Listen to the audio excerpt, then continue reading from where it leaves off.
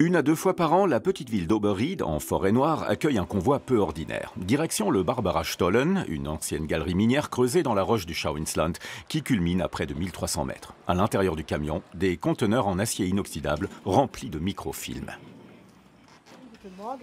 Bonjour, vous nous amenez combien de conteneurs aujourd'hui? Aujourd'hui 26. Christina Beissel de la protection civile veille au bon déroulement des opérations. Les conteneurs sont acheminés à 500 mètres de profondeur sous la montagne. Chaque fût renferme 800 000 copies de documents historiques. Le site en compte désormais 1,3 milliard, allant de Charlemagne à Hitler en passant par la Constitution allemande et les Coupes du monde de foot. Ces archives visent à conserver l'image la plus complète possible de l'histoire allemande, à l'abri des bombes et des catastrophes naturelles. Les grands de ce monde racontent souvent leur propre version de l'histoire, ce qui s'est passé, où se trouvent les frontières. Grâce à ces archives, nous pouvons prouver que ça n'est pas conforme à la réalité et que ces événements se sont produits à telle ou telle date et pas à une autre. Cet institut, situé à Ludwigsburg, participe à la création de cette mémoire. Ici, les documents sont scannés puis gravés sur microfilm.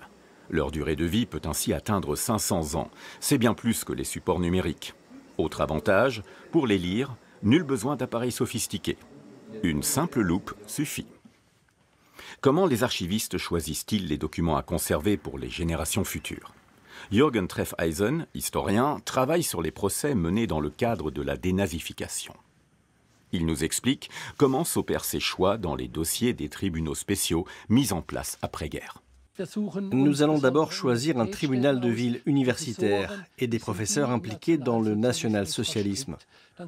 Ensuite, celui d'une capitale administrative comme Karlsruhe, qui était la capitale du pays de Bade à l'époque. Et enfin, celui d'un petit village, avec ses habitants ordinaires et ruraux. Sauvegarder chaque chapitre de l'histoire allemande le plus exhaustivement possible à l'aide d'exemples représentatifs. Tel est le but de cet archivage pour la postérité.